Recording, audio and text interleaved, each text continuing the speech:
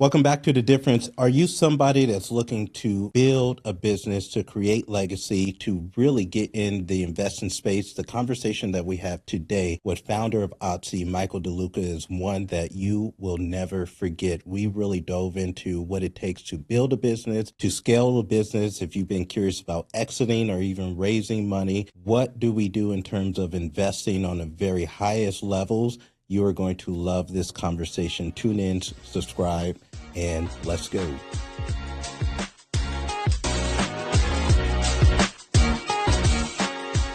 Michael, we are in the house. We're in the house. We're in your house. Right. Man. You're in the house that always wins in Las Vegas. That always wins. That's right. So you just said, we were off camera and there was a coin that you had in your hand, and you said that you make a lot of decisions based off of this coin. What is that, and why do you do that? So I have a coin right here, and one side says hell yes, and one side says F no. And the idea is that I often will flip a coin when I get to a point where I want to make decisions, because life is chance anyways, right? So if I'm at a critical point where I'm sort of on the fence and I've done the research on both sides, life is a coin flip anyway. So I'll often flip a coin, same as this podcast. You know, you said, hey, I want to come out to Vegas and interview you. And I said, I want to make sure I don't get canceled, but, you know, I'm willing to flip a coin for it. And it came up hell yes, so here we are. Here we are. Well, man, like, as I was doing my research on you, right, you own multiple businesses. You've raised millions of dollars. You started your own crypto fund, which I'm excited to talk about. You're an incredible investor, incredible leader. I love the way that you lead your team, which I want to talk about too, because you actually do something that I haven't heard a lot of founders talk about, which is giving part equity to actually the employees, which is amazing. Man, you've exited companies. Your list of accomplishments, you've won all these different awards. We talked about you being a Silicon Valley guy now, which I'm excited to talk about. But man, like, with all of these accomplishments, I guess my first official question for you is, what makes you different? I think, you know, we were chatting about it off camera earlier, and I don't think I'm that different, right? I think that inherently, sort of, you start reading a lot of books about investors and CEOs, they all sort of carry a lot of the same inherent qualities, right? And it's just a drive, and that's why when people ask, you know, should I start or embark on a journey of being an entrepreneur, I tell them no, because if you need to ask, it's not inside of you. Wow. Right, and so it's just something that I think is in you. You know, I've tried to retire a few different times. It never lasts more than a couple of months, and I'm sort of then building something else.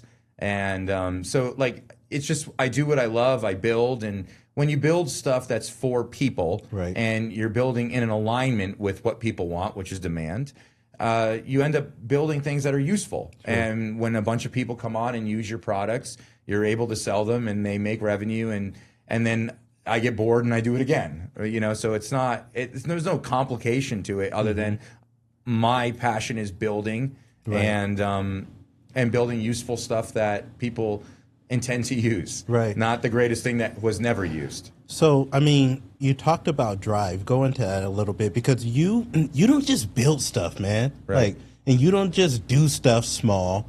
Like, the stuff, we walked in here and you said, if you decide to work here, like, we're going to be the Navy SEALs. We are, yeah. So I mean, like, come on, man. It is. You know, so the biggest thing I think that I do differently than other people is, and we do hire a lot of veterans and we hire a lot of ex-athletes, because I try my best to make everything in life binary. You could take the most complicated problem in the world, make it simple. Did we win? Yes or no. Did we win the day? Did we win the week? Did we win the month, the year, etc.? So for me personally, if we're going to show up every day, and a lot of our entire staff is an equity sharing partner in Otzi, and that's not uncommon in a tech company to give out early stage stock to your founding team. But that buy-in is that the stock was given. You own 100,000 shares, 50,000 shares, whatever you own.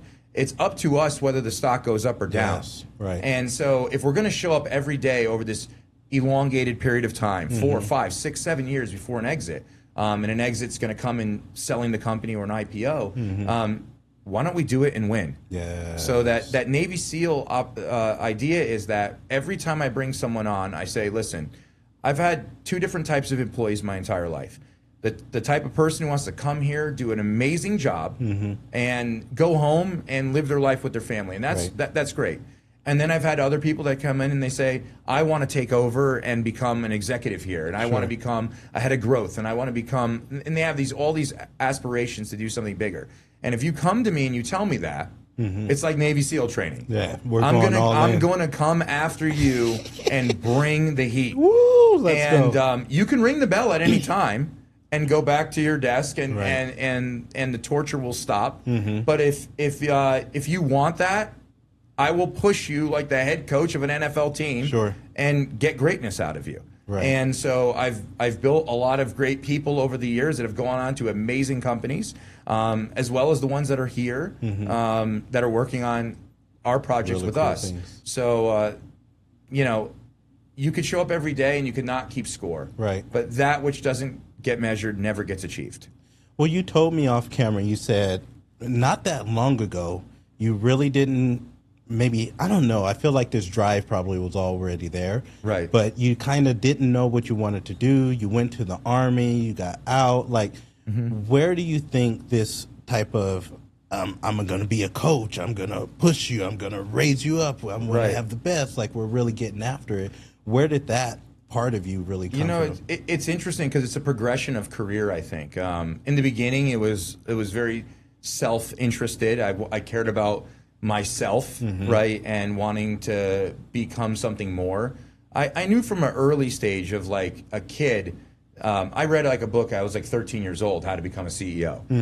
It's not surprising to anyone that I became a CEO if you were to ask my family members. But I was sort of a Dennis the Menace in the sense that school didn't feel challenging to me. Now, at that time, I didn't think I was smart, and that's why I didn't feel challenging. I just wasn't challenged and kind of, liked being an athlete and liked women and a lot more than carrying a backpack full of books. Like a locker was a place to hang out, not to actually keep reading materials for me. So it wasn't until, and I was a little bit lost. And so I went in the military, and ultimately after getting out of the military, I went to Florida State. And there was a specific teacher that unlocked me. It was an economics class, and I had no interest in economics. It's just that it was that quintessential teacher. It was a big auditorium class, 120-something students. Look to the left, look to the right. One of you won't be here. Right. And I was like, well, I want to be here. And it was the first time that someone said something that challenged me like an athlete. Yes. Where I wanted to win. It wasn't just like I go to class, I show up, and then there's a test. Right. It was like, you don't deserve to even be in my presence. I was like, who is this guy saying I don't belong here? Maybe you don't belong here. Maybe I should have your job. Right. So and he wrote his own book, which was riddled with grammatical and spelling errors that was a ripoff to be charging students for every semester in the book. But anyways, outside of that, I digress on that. But he unlocked me, and he made me fight and want to win for in the sense of like becoming a good student. And I ultimately ended up breaking the curve in that class. So the closest score to me was like a 72, and I had like a 93. Okay. So the curve could only be 7 points, which the whole class was very upset with me over, because then all their grades can only be moved up by 7 points. Right. Because it can only push me to 100. So that was the first time, I think, personally, that I thought I was different or smart or felt validated in any way, shape, or form. And then I had started a business right out of college. I couldn't imagine going to work somewhere. Why not? I mean, because that's what most of us do. It's what everyone in my family does. Yeah. And my family didn't understand what I wanted to do. Because to be an entrepreneur is hard. I don't know how to explain it other than you're just built different. It's like what makes you want to be in the NFL or in the NBA or whatever. You're just built different. It just wasn't appealing to me. It's not that at that point I was like, oh, I want to be Steve Jobs, or I didn't look to any big CEOs and say I want to be like them. I just knew that I didn't want to be a cog in a wheel, and I wanted to make impact. But the impact at that point was I wanted to make a lot of money and be Right. super rich and have flashy cars. It wasn't more than that. So that's how it first started. Right. And then you get those things, and they're not as satisfying as you think they are. Jim Carrey has a really interesting quote, and he's like, I wish that everyone could be rich and famous for some period of time to realize that and see that it's not everything. Right. Now, that's really hard to swallow as someone that doesn't have everything. Exactly. So it doesn't mean a lot of things to a lot of folks. But when you start to buy all these expensive cars and these houses and you keep up with the Joneses, so to speak, it's unfulfilling. Right. You have it. It's like, okay, cool. I don't care anymore. Okay. And so then it becomes, what's next? So you're just always searching for the next thing that'll sort of fill up the glass or fill you up, Right. so to speak. Find And that for a lot of purpose and people, fulfillment. yeah, a lot of people, that's family. Like yourself, you have 4 wonderful children and a wife. And I follow you on Facebook and I see date night all the Right, time, you right. know? And for me, it was, I put that same energy into building other people. And whether that's the internship programs that we have, whether it's the veteran programs that we Sure. have, I work as an ambassador for Vets in Tech, or it's my own internal employees. Right. So I sort of look at it like, these are my people. Yeah. This is Right. my family. This is my family. where- This is my tribe. I love it. What company would you say was that first company to where you realized, like, man, we're helping enough people, we're driving in enough revenue, and I feel like I got a little bit of money in my pockets.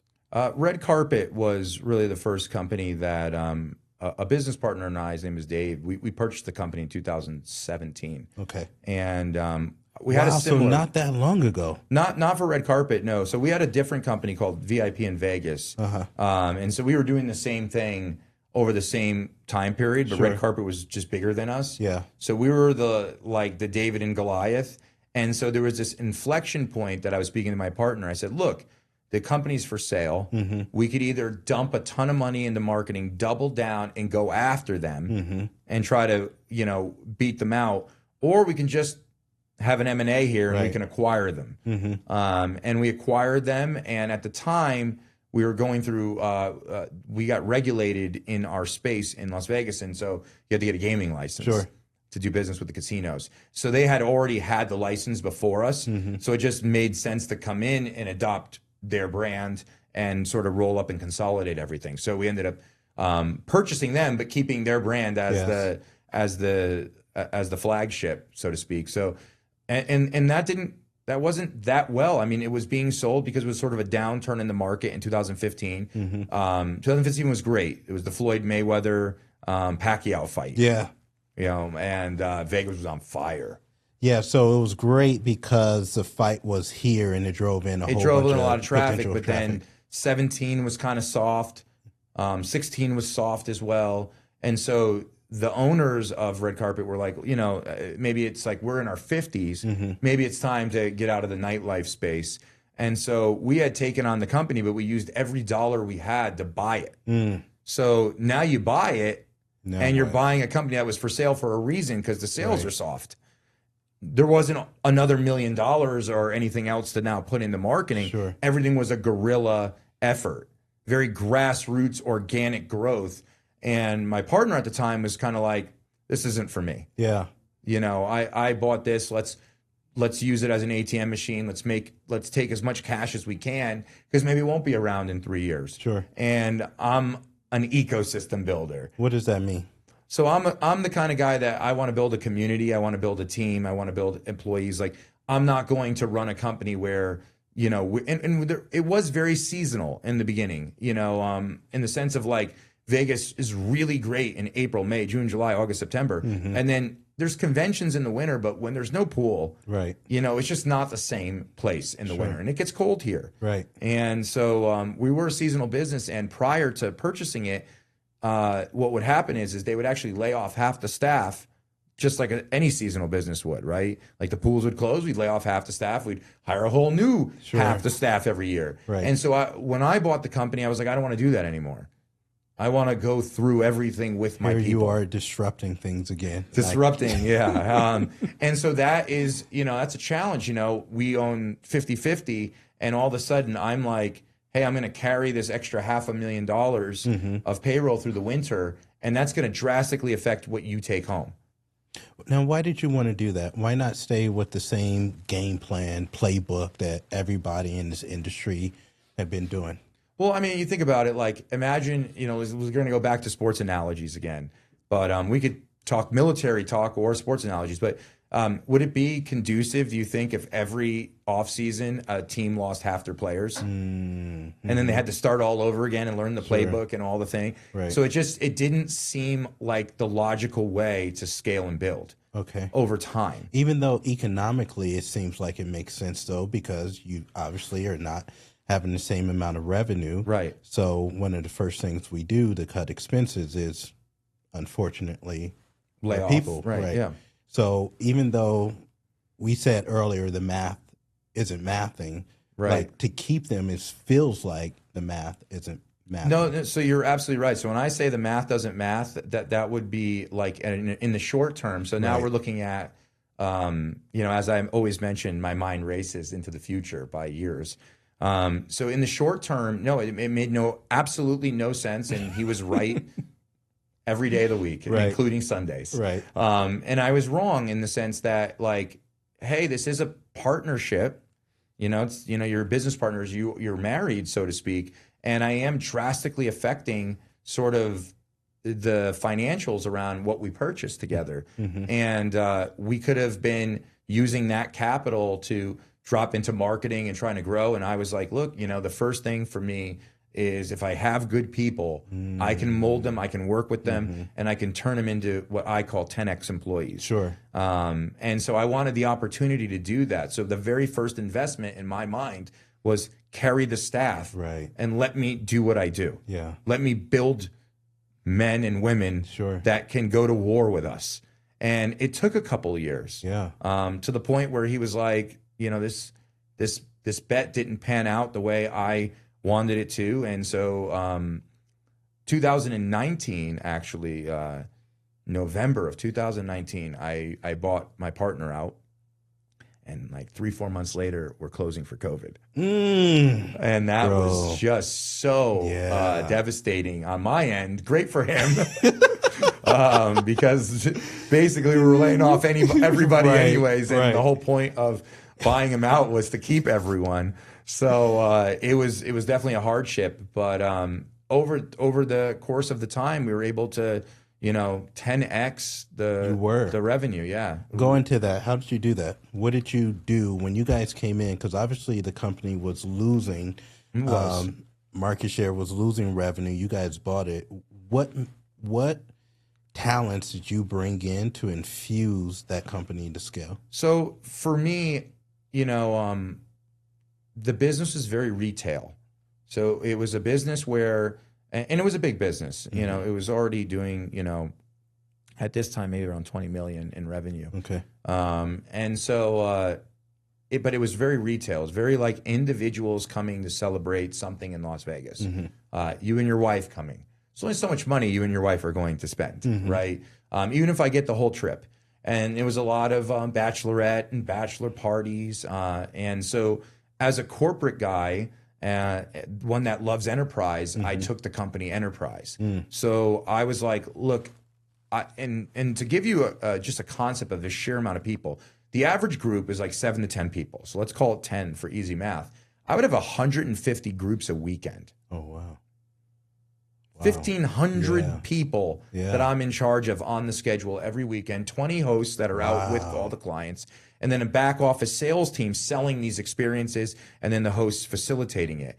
And I was like, I don't want to do that because the sheer amount of work it took from a system standpoint to be in charge of all this stuff. One limo's late, and it's like it's 110 degrees. The limo's late. It's somebody's bachelorette party. They're getting upset. Now they want the whole trip for free. Right. I'm making razor thin margins on this stuff. Maybe 8% at the end of the day is what I'm taking home on this. I can't afford to to refund someone $20,000 Sure. when I make 8%. And it was always the small things that sort of made people's bad experiences like not great, like a limo, which I don't own the limo company. I don't own any of these services. I'm just a concierge. Right. So we're setting it all up. We're the facilitator. We're the event planner. But we're working with all individual vendors. So I just got to a point where I said, look, let's take this thing corporate.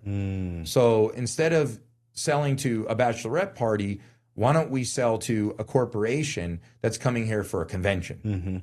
And it took a little bit, but we ended up getting some of the biggest companies in the world to work with us, such as Google and Amazon, Facebook, and it was a while to get sort of where we needed to go with them. But then we started booking the convention space. We started booking, room block hotel rooms. Sure. We started going out and getting speakers like a Tony Robbins to come, speak to their sales team and their audiences. We started doing breakout rooms and meetings and transportation. And those experiences, like one corporate client is literally like a month worth of 1,500 people a weekend. Right.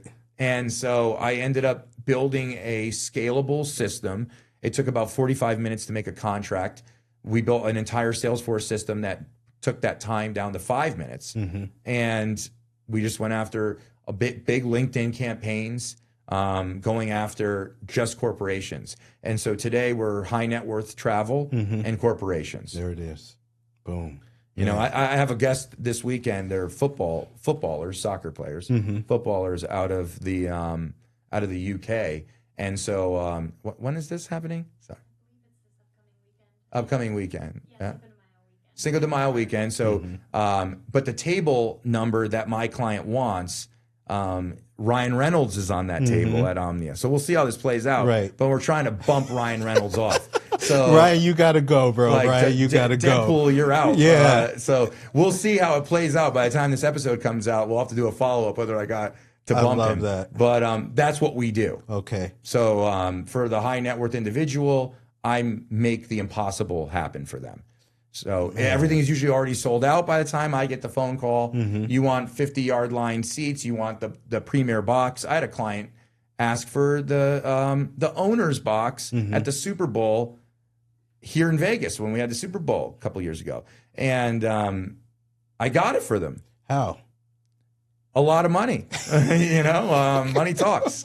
So even to the most wealthiest people, you offer a ridiculous amount of money for something. Yeah. But there are certain people that they want what they want. Sure. You're coming for F1 and you want the Paddock Club and it's going to cost you, $5 million to buy it out. Like they'll wire the money tomorrow morning. So if this company is going, well, I guess it was because of the pandemic. Is this why you got into sort of the advertising marketing space with, I think there's another company that you got involved with or started after that, right? So I've always owned that company. That's BM Innovations, BMI Studios.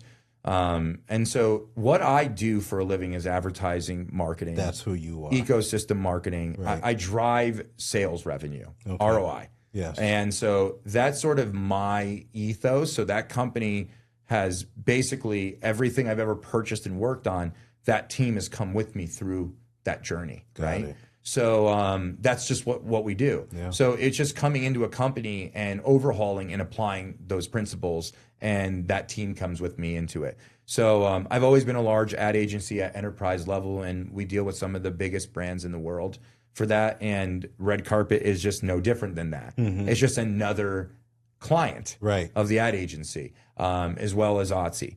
What I realized is I got to 100 million in revenue. Okay. With one company or portfolio companies? Between the agency and Red Carpet. Okay. So we crossed 100 million in revenue, and they work in tandem together because we do like these very unique systems that unfortunately I can't divulge on camera, but they work together. So there's not one without the other. One is the supply side, one is the demand side. So BM Innovations is the supply side of generating the advertising revenue, And then on the other side is the demand side of sort of bringing back the customer to produce the ROI Sure. for all the advertising revenue. Yes. So we have a very unique model that we're the full sort of flywheel sales process, from the point at which you want to spend marketing dollars to the point at which I'm actually going to convert that for you and give you your ideal customer back. Right. Okay. So it's a very interesting model, and it's not easily replicated. They work together. So we crossed over that $100 million in revenue mark.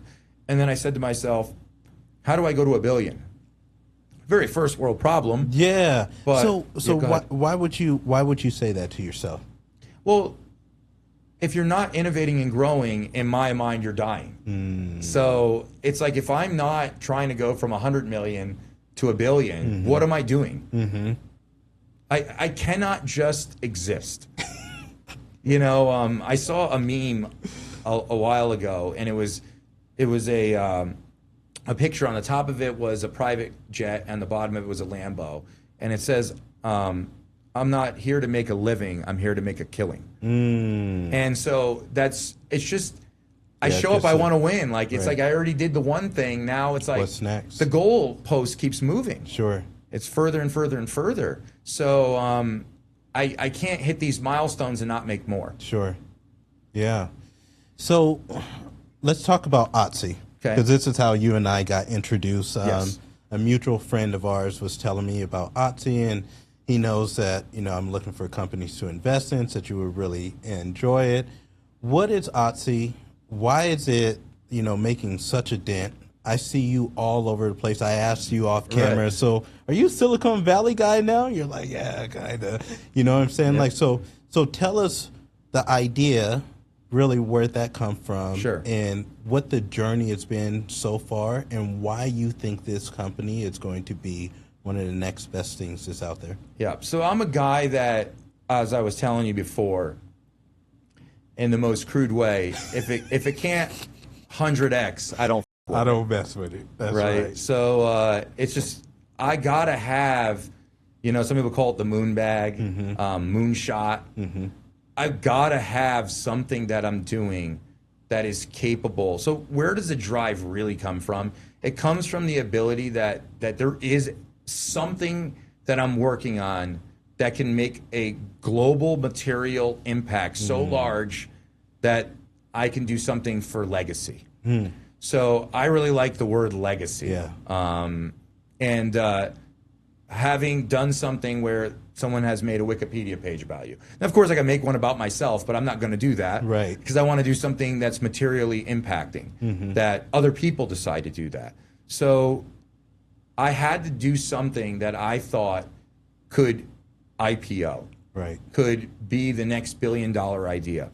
And to go back to your first question about red carpet, I realized at that point when I crossed 100 million in revenue, there was no billion in revenue.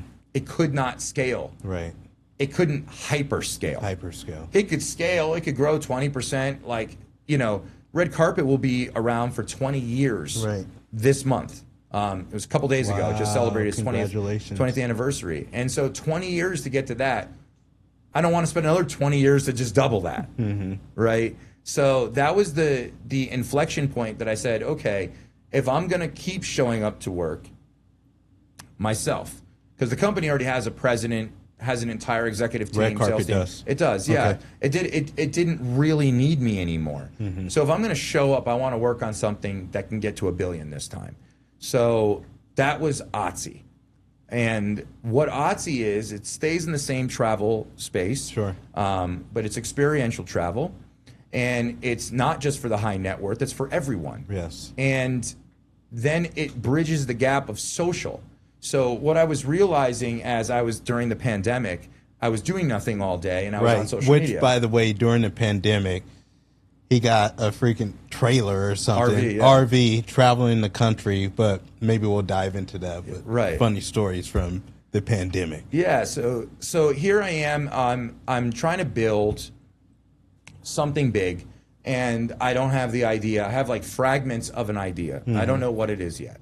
But I'm on social media, and I've said this many times on camera, but I'm on social media and I'm bookmarking all this travel that I'm going to do. because the world's kind of ended at this point, in my opinion. It's yeah. the darkest days of COVID we were in at this point. And I would be driving on a highway, and I'd be the only guy on the highway. It was eerie. And so I saw all this beautiful travel content because I really didn't spend a lot of time on social media prior to the pandemic.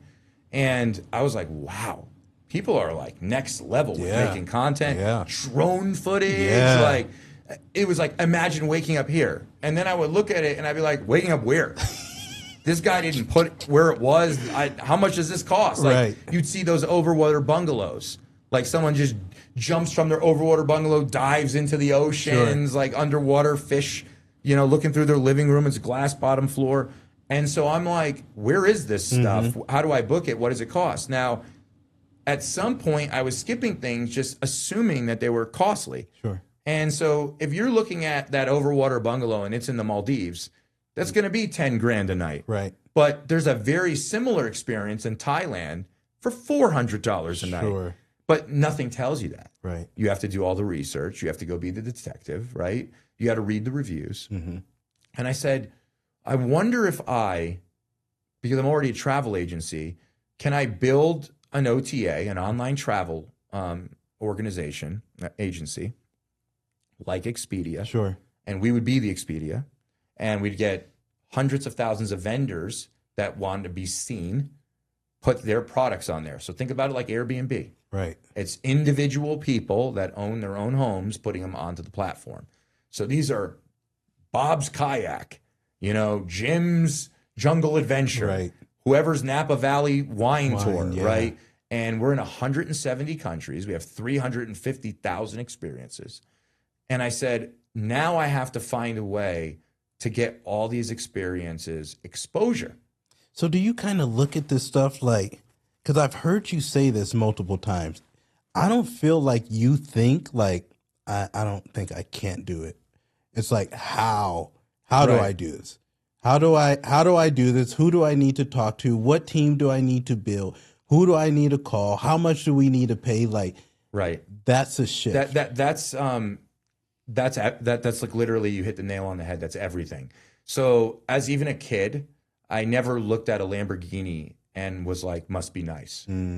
I was like scheming. How do I get that? How do I get it? And, you know, in 2016, I bought my first Lamborghini Evo.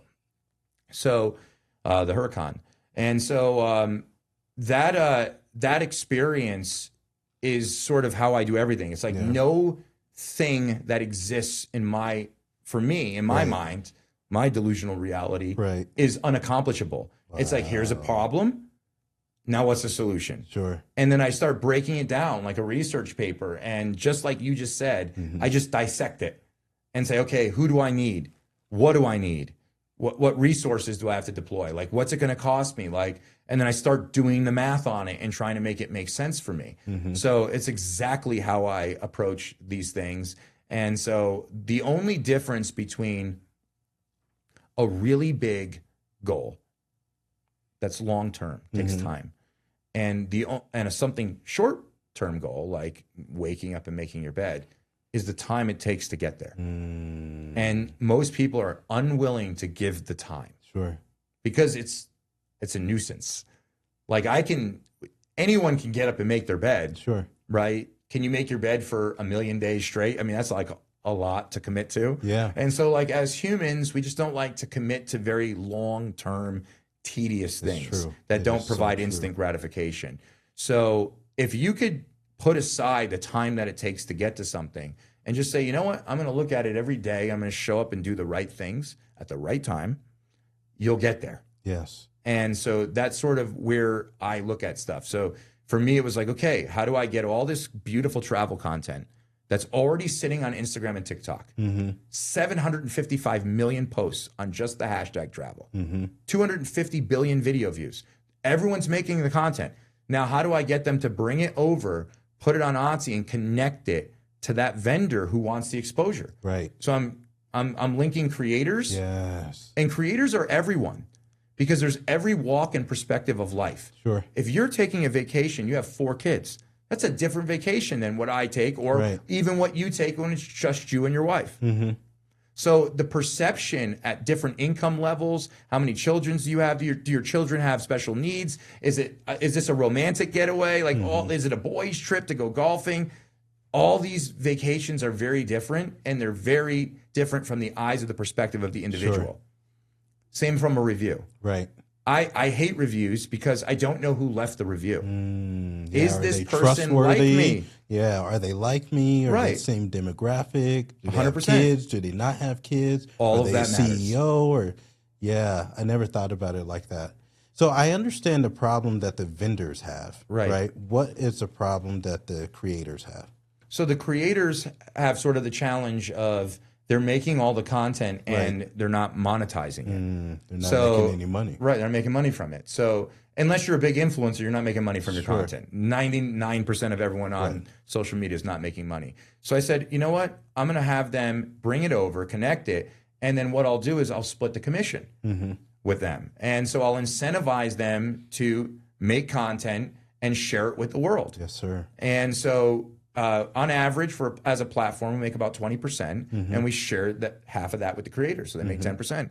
So you could literally take a trip to the San Diego Zoo tomorrow, film your experience, book it through my app, and re-upload your content. It'll hit the algorithm. You can then share it back to your Instagram, and now every time that gets booked, Dude, this is a you're game making changer, commissions, bro. This is right? a game changer. Everybody that's watching this podcast in my world is about to go crazy. So yeah, so the idea is like get paid to travel. Yeah. Yield back that trip.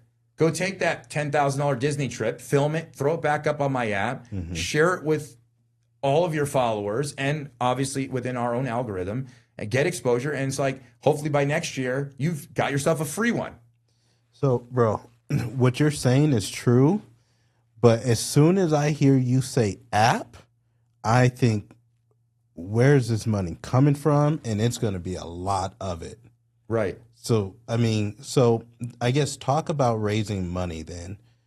Most people are going to go through life and they're never going to have to raise money. Heck, the company I started out with, I took me $200 to get started with it. Right. It made me millions, right? So Right.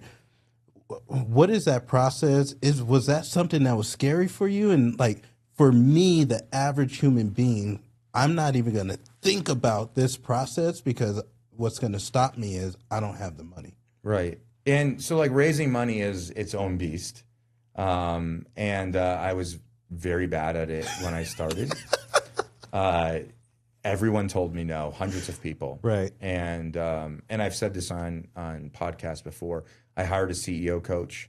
I had to humble myself. Wow. Luckily it was during the pandemic when I was raising because everything was on Zoom. Sure. So I had the luxury of recording every Zoom interaction with every person I was pitching to. Was this the first company you ever had to raise money Yeah, I for? never raised a dollar. Wow. I was self-made on every single thing, same way Yeah. you did it.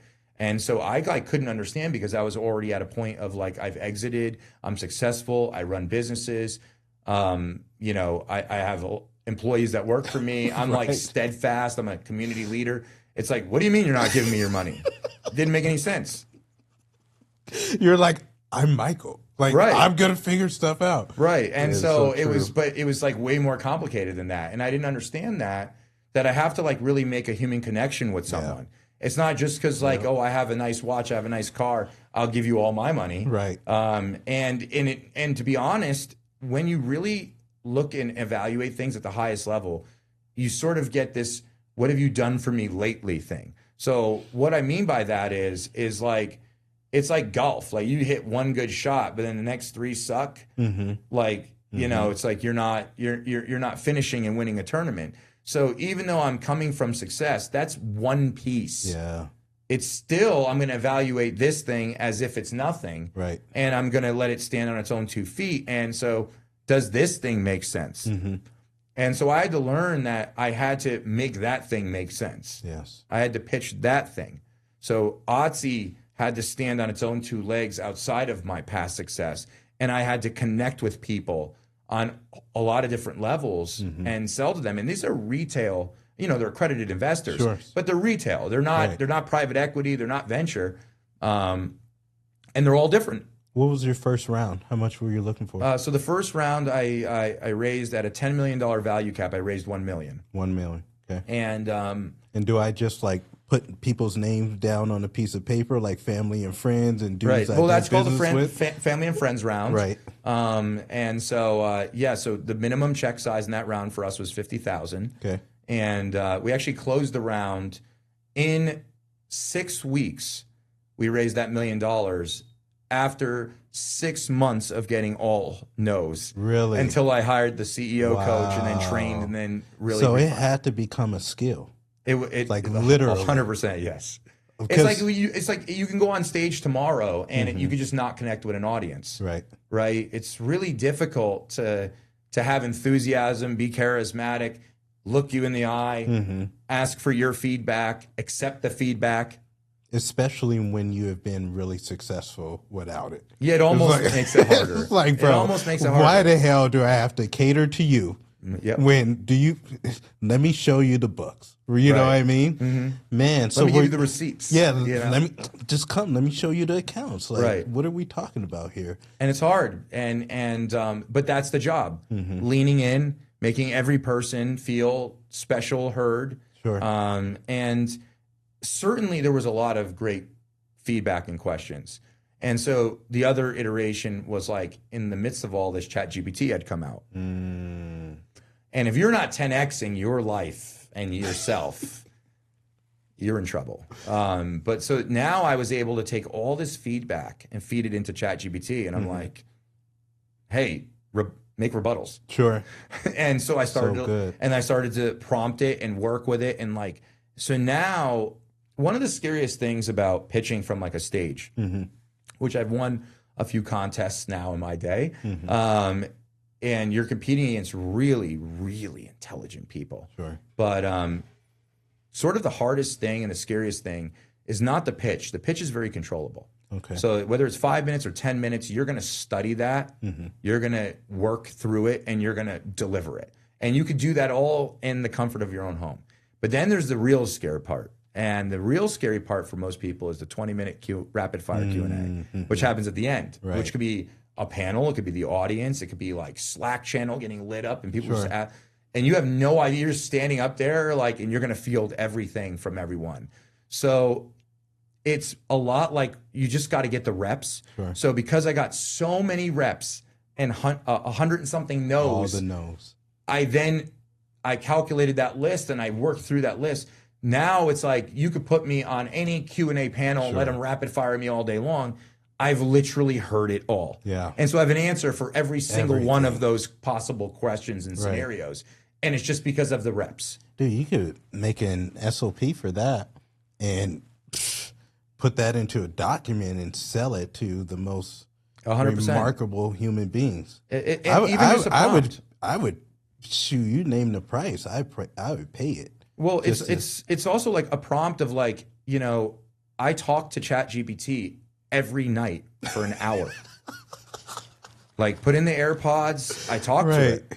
What are you saying? I mean, I tell it all about my life and my day, like almost like a journal, but also like thoughts and ideas that I have. Sure. And then I tell it, be ruthless, punch holes in this, ask follow-up questions, solicit requirements, and it'll literally beat me up into oblivion every evening. How come people aren't using ChatGPT like this? Like I put in the other day, what did I put in? I put in something so silly, but it was like, I don't know, where should my wife and I go for dinner? You're literally having full-on conversations, poke holes into my theory and my thesis, like let me 10x. Now I understand what you're saying. Is that what you meant when you're like, if you're not 10xing your life or your experience or something through? Yes, it's AI? like foolish. I mean, you every single person is no longer disadvantaged because you now have the intelligence of AI at your fingertips and disposal.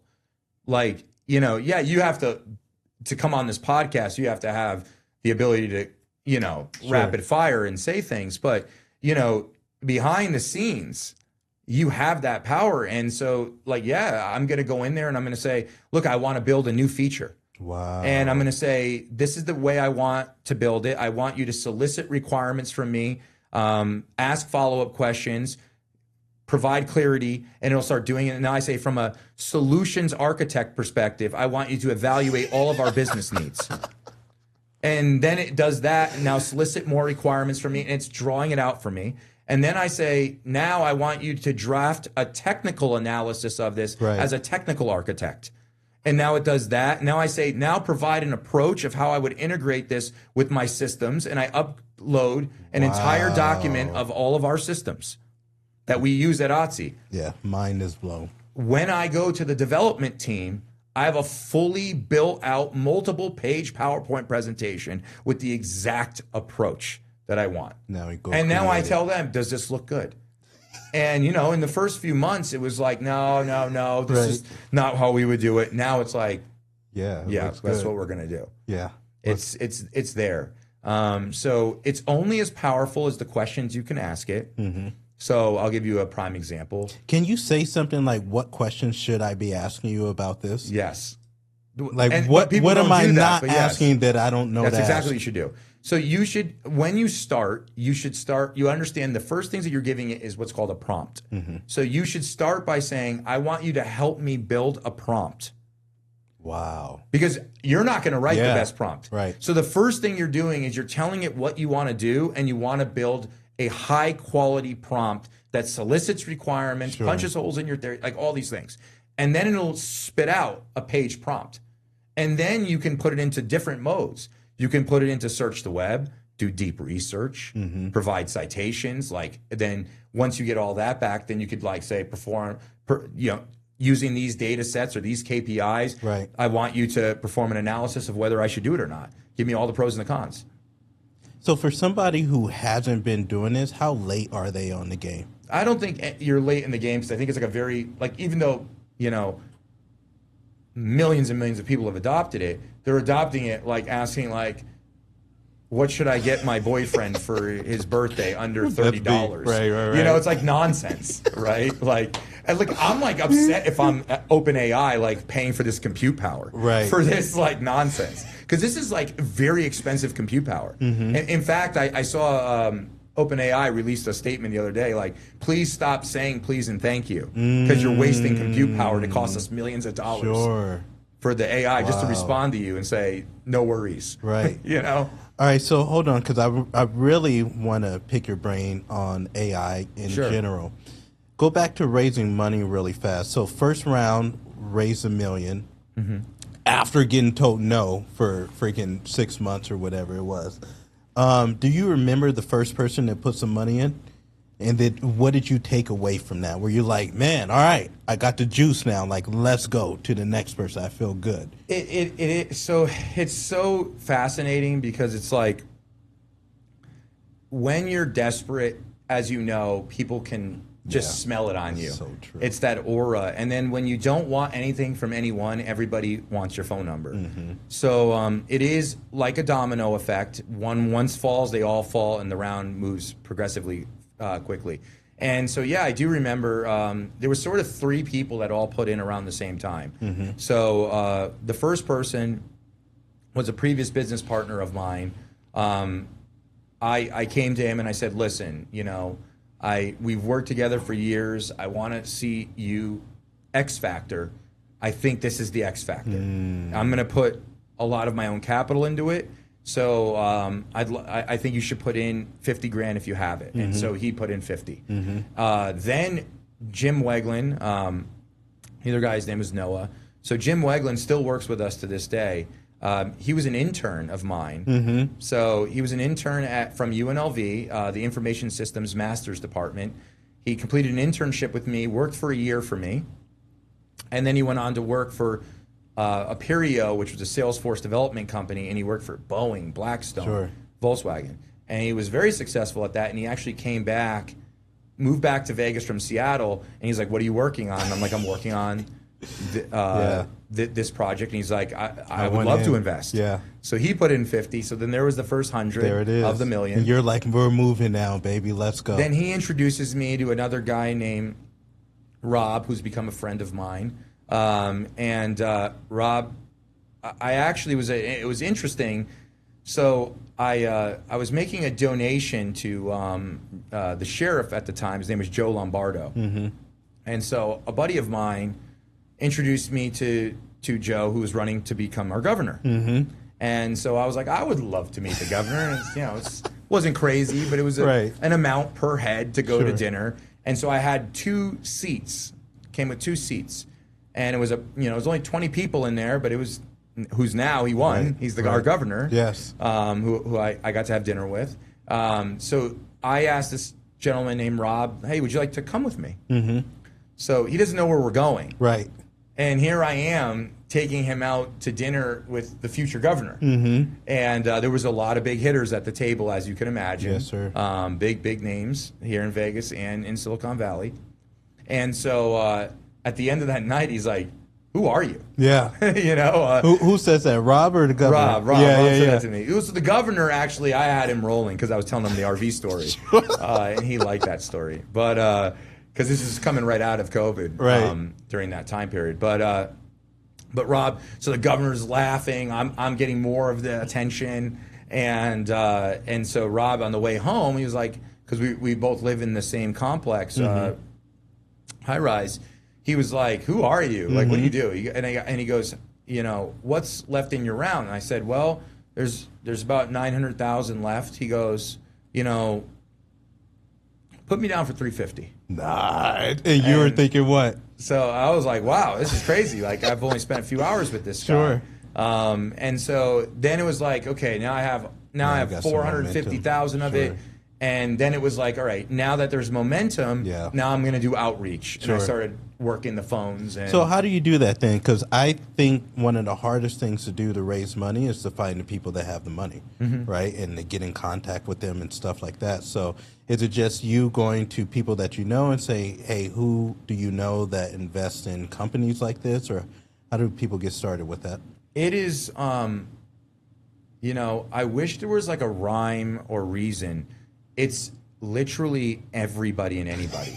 I'll give you an example. If you're breathing, let me talk to you. Right, yeah. Like, we'll qualify you later, but I often would pitch to anyone that will listen. Yeah. And we'll work out the details afterwards. Right. I'll give you, I was looking in Miami to possibly rent a place. Just a renter. And a high rise, nothing crazy, normal priced LA. Like what I got in Miami would be like at a shanty in LA. Right. So my real estate agent was like, hey, what do you do? And I showed them that. And my real estate agent that I was like potential, I wasn't even a client yet, invested $150,000. There it is. And then brought on someone else that invested another $50,000. And so it's like you never know where it's coming from, how it's coming. You just understand that this is the process. Sure. And you work it. But LinkedIn is a gold mine. I also would go to a lot of conventions. I would connect with people. And in the early stages, it's all retail people. So I'm not like, oh, where do the rich people hang out? And I'll go hang out there. It was literally just a compound effect of like, I meet you, you introduce me to this person. Neither of them do anything, but the third person is like, oh, I love that. Yeah. And so, Zelfi is probably, who's our mutual friend, has probably introduced me to like 10 people. There it is. And one of them was a 5-minute phone call, not even a Zoom, 5 minutes. The guy's like, what are you doing? I'm like, I'm doing this. Yeah. He goes, okay. And he wires me $150,000. There it is. Yeah. And then sometimes I have to talk 3-4 times to someone, and it goes nowhere, or sometimes it goes somewhere. So I sort of realized that what I do is I make the pitch, and if the person has really solid follow-up with me, I feel like I put them in a category of being like, okay, they're serious. Yeah. I think they're going to do something. So then I will prioritize, because I'm pitching so much. I'm telling you, like 20 times a day. 20 times a day. A day in an open round. Say that again. 20 times a day. You guys hear this? 20 times. So if you pitch one time and nobody puts any money in, like, don't complain about results. I have a round that is my focus, is literally as many pitches. I've literally had days where, and so I try to do like 10-minute pitches, 15-minute pitches. Sure. But I've had days where I didn't have a bathroom break. Wow, just getting after it. Just one Zoom after another Zoom after another Zoom all day long. Just being like, hey, can you please hold for a minute Sure. so I can use the restroom really fast? And it's like hitting people up on LinkedIn. Like I'm searching, I have Sales Navigator, you know, it costs, I don't know, 70, $80 a month. And I have Crunchbase. That's, you know, a few $100 a year. And so I'm looking for active investors. I'm looking for anyone with the investor title. And I just write them all day long, just one after another. And so it's interesting because you have to be confident, but shameless. This is so wild to me because I think one of the hardest things, I think, is for people to get past being complacent. And so when I'm listening to you, I'm like, why would you do all this stuff? Like, dude, you're already successful. Like, what's the problem? Why would you be on LinkedIn messaging people, doing 20 calls a day, pitching? Like, bro, go off into the sunset somewhere and just hang out. Yeah, I mean, I tried. I literally tried. I tried to do that. I just couldn't. I don't know what it's like. That's what I said. Like, you know, a builder's gonna build. Yeah. You know, it's like it's like being a real estate developer and seeing a great plot of land, and then you're just not gonna build anything on it. That person is definitely driving past that plot every day thinking about what to put on it. Yeah, what can I put on that? And so it's it works the same way. Yeah. It's just, you know, I do what I do because I love what I do. And so I'm unfulfilled when I'm not doing it. Yeah. It's probably an unhealthy relationship, almost like you know, a drug addict. You know, it's just I need that next fix, which is the next thing I'll build, the next thing. And so like I get excited, you know.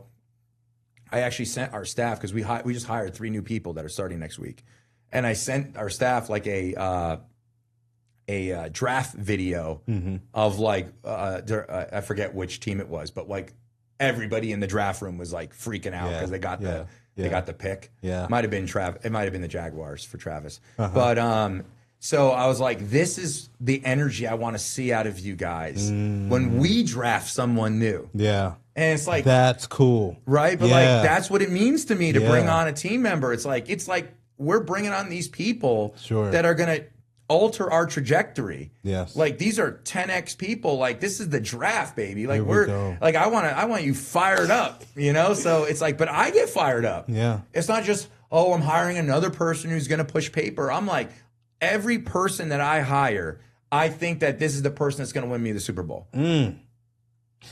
Is it hard for you at this point to hire the right people? Or do you feel like you got it down? No, I don't have it down. No matter what I try, and I mean, we logic test, we personality test. You do all There's the 3-level interviews. Like they have to come in, they have to physically whiteboard in front of me their code. And I do everything humanly possible, and still I will get people that slip through. So the only thing you can do is go by your gut. And within a week, I know. Yeah. It doesn't take me more than a week. Right. But I do not have that sunken cost fallacy where it's like, well, they made it past me. Now I got to make it work. I'll look stupid. No. Literally, you're out within a week if it doesn't work. Yeah. I will actually pay you money to leave. I'll say, look, you know, it doesn't seem like it's really working out. Can I offer you $5,000 to look for something else? Why would you do that? Because I would rather them tell me they're not the right person than bullshit me. Yeah. Because they'll bullshit you. So just cut it. If I was like, hey, listen, this is a really tough job and there's a lot of easier ones out there, and I'm going to grind you into the ground. I'm going to give you $5,000 if you look for something else. Would that interest you?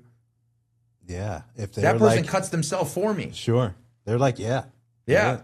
And the person that says yes to that, like that's the person we don't want. Sure. So it's like I learned that from Tony Hsieh. His number was way higher than that. I pay what I can afford. But I learned that from Tony Hsieh, and that was how he ran his company. And it was really interesting. His was like $20,000 or $30,000. Sure. Within the first month, they would make that offer to every employee. I love that, man. So are you guys still raising money? Is Otsy still raising money or no? We are we are fully committed in the round at this point. I would imagine so. There's a few people that want to come in, so we're probably going to subscribe a little bit. But yeah, we officially have some big hitters that have, we have big hitters. In fact, we have the state of Nevada. The state of Nevada. Yeah, the Battleborn Venture Fund of the state of Nevada. I didn't even know that was a thing. Oh yeah, so the state of Nevada has its own venture fund. Sure. That's run out of Reno, Carson City. Well, I guess that's not the same place. I don't know whether it's Carson right next City to each or Reno. other. Yeah, but not that far. Yeah, so they have a what's called a fund match. So we have a couple VCs here in Las Vegas, and one of them is called Fund NV. And Fund NV is run by Jeff Sailing. And if you're selected by them, and whatever they raise gets matched by the state. So we will receive by the end of probably the next 2 weeks $1 million check. Okay. And the state will actually enter the cap table of ODCE. Did you ever think? I never thought that. Never thought. What's been the biggest amount someone's invested? I think the individual biggest amount was $1 million. There's a couple people that put in $1 million. Yeah. So there's been a lot of $500,000s, a lot of 250,000s, and those are all retail people. Now, obviously, the millions have all come from venture. Sure. So we had one other venture fund put in $1 million. I've actually put in over $2 million. Yes, sir. I think that helps, man. Like when I'm looking at opportunities and the founder isn't committed or fully committed, or you know what I mean, like it feels sketchy, right? Like, well, it's not normal though. It's not a normal thing that. But I want, like, if we're gonna go down, like, let's go down, together. And that's what I tell people. Yeah, I'm like, hey, you put in $100,000, I got to lose over $2 million.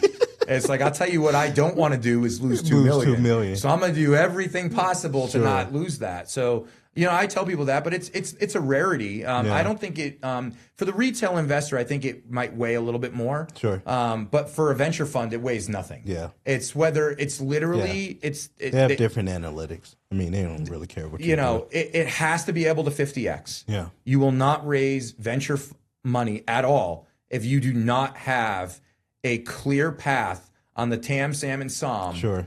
And the ability to acquire that market with the unit economics that can 50x.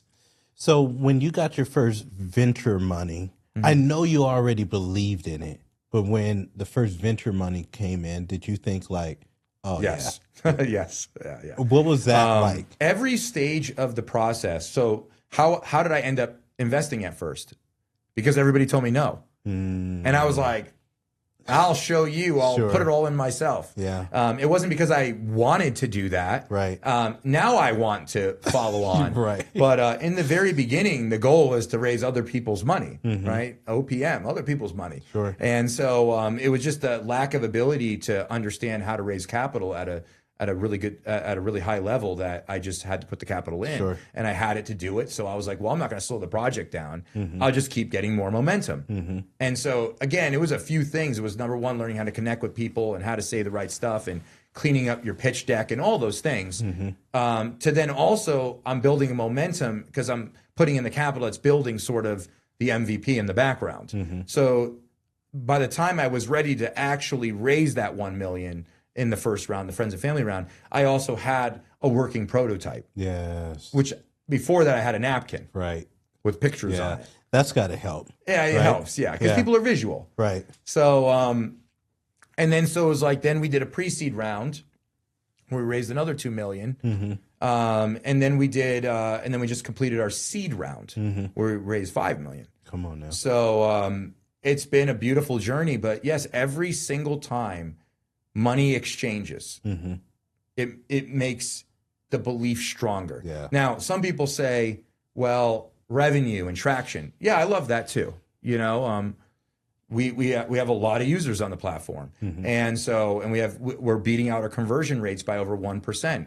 So and we've only been doing this for 6 months, and so I'm like, this is great. The flywheel's spinning, and we're seeing what we want to see.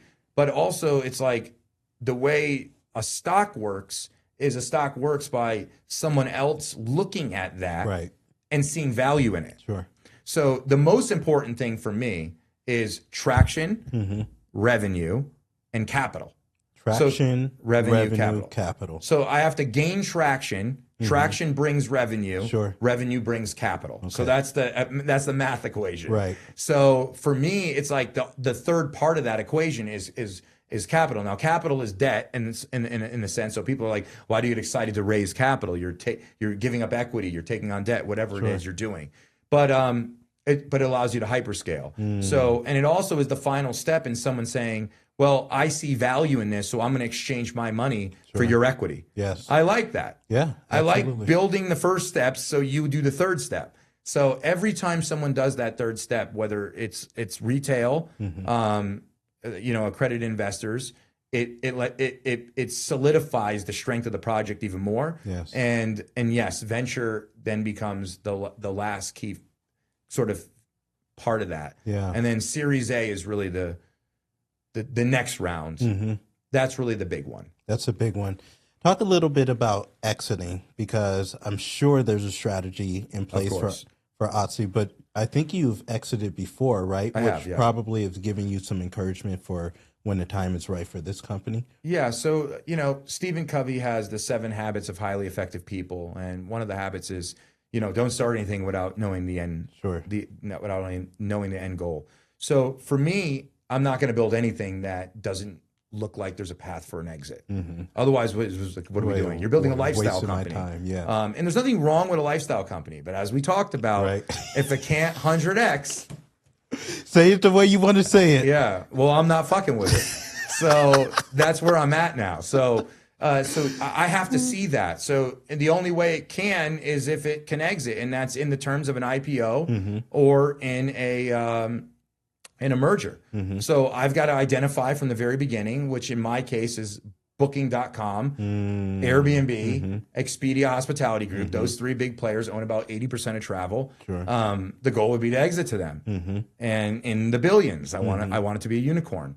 So we're building a unicorn billion-dollar company, and the idea would be to sell the piece of technology and our user base to one of the other big travel providers. So does that process start now, or is that later down the road to where you're trying to get them to pay attention to you? Like, bro, we're coming. Like, I'm talking to you. Well, so it depends, I guess, who you are, and where you're at. So if you were to ask a first-time founder, they would say no, it's not. As a third-time founder, you're going to be like, yes. Because the first-time founder is like everything's stealth mode.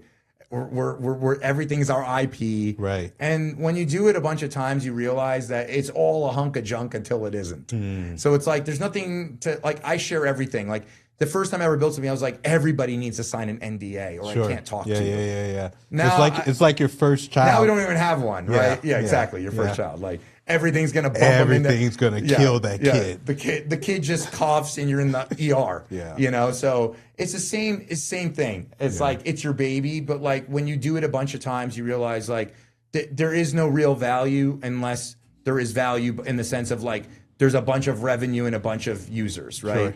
So once you start seeing that, that's when you're sort of like, okay, this can be something. But so for a third-time founder, yes, I'm already identifying all those people. I'm already adding them into advisory board seats. I'm already like working that angle. Sure. I'm already saying, hey, look at me. Yeah. I'm already sending them updates once a quarter. Let's go. So I'm already doing that stuff. Because you start with the end in mind.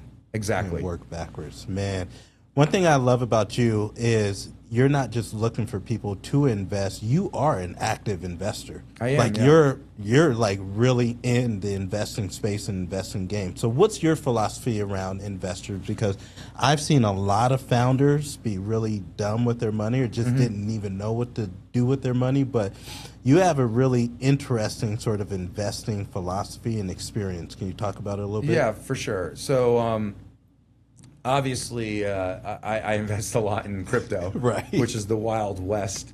And it can all sound very ridiculous because obviously but there's always a criteria to some degree. And I pay attention to that. Now, if it's a meme coin, it's like it's memeability. How good is the meme? Like who knows whether Shiba Inu or Doge or any of these other things or the Donald Trump coin are going to fire up. So there's that. There's the community channels, like how strong is their community on X, Discord. If there's a Discord or a Telegram channel, I always sign up for them. What I sort of turned into over the last few years, rather than choosing individual companies on my own individual level, I then started to invest into venture funds, because the venture fund's going to enact what's called the power law. Right. And what a power law is that we're going to invest in 20 things. And all 20 of those things are going to have a similar thesis. Sure. Meaning that they're going to be very similar type of companies, industry-wise. So I'll give you an example. Like a type would be like B2B SaaS. Sure. Business, doing businesses with other businesses, selling them software. So that's like, that's a thesis. So you might have 20 of those types of companies all in fund. That would be the goal every year. Right. So you're going to expect that 17 of them are going to go to zero. And so, and two of them are going to do maybe 3, 4, 5, 6x. Sure. And one of them is going to 1,000x. There it is. And so that's what you're looking for. But you're looking for every one of them to have the right unit economics, the ability to at minimum 50x. Like it has to meet this criteria. Like you're not getting over a certain percentage of the TAM, SAM, and the SOM, which is your total addressable market, your serviceable market, your attainable market. So a lot of founders make mistakes in that, and it's like, look, I'm not going to invest in something that the entire market's $100 million, and you'd have to get 30% of it to make any money. Right. It's not a big enough market, right? So that can't hyperscale. So it's the same thing like market cap. So when you're investing in something like a stock or a crypto project, and you hear someone be like, "Oh, this thing's going to 100x," it's like, okay, what's the market cap? Well, I don't know. Yeah. Well, why don't we look that up? Oh, the market cap's already 20 billion. Sure. So it would have to be bigger than gold for it to 20x. Like, well, that's not going to happen. Right. So that's what I'm trying to explain is like, you have to look at it, and obviously gold is a $20 trillion market, so it could get obviously only a fraction of the size of gold. But the point that I'm making is that if you wanted Bitcoin today to 100x, it's a $2 trillion market cap. It'd have to literally be as big as gold. Right. Do I think that could happen over 5 years? Sure. I probably believe that it could. But the math has to math, as we talked about. How much liquidity would have to be pulled out of the market? You know, what's the TLV of these things? You know, how much is the trade volume happening? So I'm looking at a lot of things like that when I'm looking at something. But at the end of the day, if that checks out, it's just a gut feeling and then that coin flip. But that stuff has to check out. What percentage of your investing dollars is going into venture now? Is it like every single penny I have is going into venture funds, or is it a little bit going to crypto, a little bit to venture, a little bit to, private companies? Like, so I have a few private companies that I invested in where I just really love the founder. And for me, I'm not hard to please in the early stage, because in the early stages, I'm really evaluating 3 things. Why you, why this, why now? That's really all that matters to me, because everything else hasn't been proven out yet. Sure. So if I'm getting you in friends and family, it's just really, why should this thing exist? Why should it exist right now in the market? And are you the guy that's going to move all the mountains and blow everything up in the way to make it happen? And can you get people to follow you? That's really the big thing. So if you can prove that out to me, I'm probably going to part some capital to you. Part with some capital. The fund is just, I want to get involved in more things and kind of spread out across a larger investment portfolio. So I do put a lot into the fund. And so that's right now it's probably 20 or 30% goes, I invest in funds. Okay. And then, I have a lot of individual investments into, the stock market. Some of the blue chip tech stocks, and then a lot of crypto, Bitcoin, Ethereum. I don't really mess with too much of like the altcoins. I will go in and out of them if they're pumping, but everything for me is a quest to own more Bitcoin. Let's go. So whatever I'm doing. Why are you such a believer? Because there's like two two markets, right? When it Sure. comes to crypto, there's just like people just like, no, it's a scam, it's a fake, it's I don't know how you could believe that now, but people still do. But you are like in it. Well, so like, what makes something not a scam and fake? I guess is the question. So like, Jamie Dimon, the CEO of J.P. Morgan, he often is, invest at your own risk. This thing's a scam. Right. I think he pushes the price down and buys it. That's just my own speculation. But like, maybe he's not doing that. Maybe he does actually hate it. But it's because it's speculative, right? So they're saying, well, it's this limited, mathematical, algorithmic, like limited supply. Sure. And so therefore, once all of them are minted and mined, there will never be any more. And so therefore, as long as the person says there's value, speculatively, Sure. then there is value. So he's saying, well, because it's not backed by anything that's usable, then why would there be this value that is consistent? Sure. And so I am like, okay, well, that makes sense, right?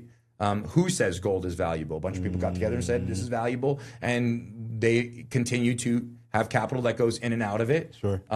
It's the same thing with like the U.S. dollar, right? Like we're not backed by gold reserves anymore. We're just an inflationary piece of paper that we print at our own will. Very much So yeah, so it's like the value of anything is literally the speculative value of what someone else is willing to pay for it. So as long as it stays top of mind, like as long as everyone wants America to be great, then we all have to continue to make the dollar better and the rest of the world, right? Or the dollar becomes not something great, and in which case we're all in a lot of trouble, right? But it's the same thing. It's like if everyone just said, you know what? Gold's not really that rare.